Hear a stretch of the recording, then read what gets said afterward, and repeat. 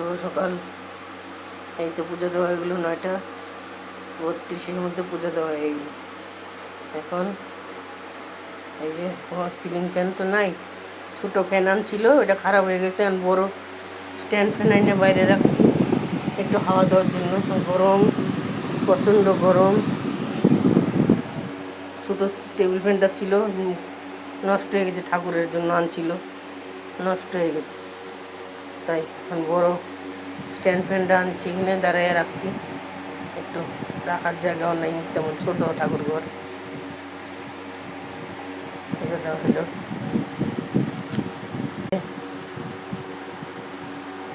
তিলক করলেই আমাকে ভালো লাগে, তিলক না করলে ভালো লাগে না।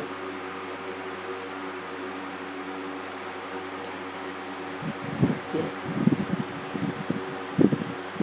গুরু বোনের বাসায় কিবা আছে, ভোগ দিবে বলছে, তো ওখানে যাবো। শরীর ভালো থাকলে যাব, আর না থাকলে যাব না। তাই পূজা দেওয়া হলো। এখন ছেলে দোকানে যাবে, অফিসে যাবে, ওর জন্য খাওয়া রেডি করবো। তো এখন ফ্যান খুলে নিয়ে গেলাম, রাখার জায়গা নেই।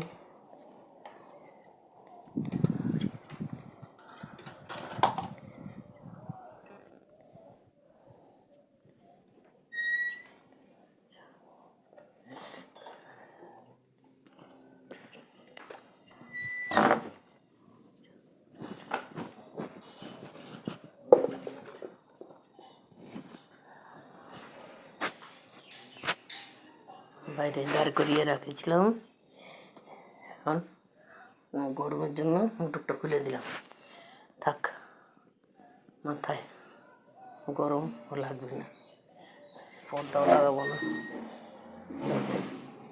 এই রাস্তার সঙ্গে ঘর তো, গেট, তাই আর দিয়ে রাখি।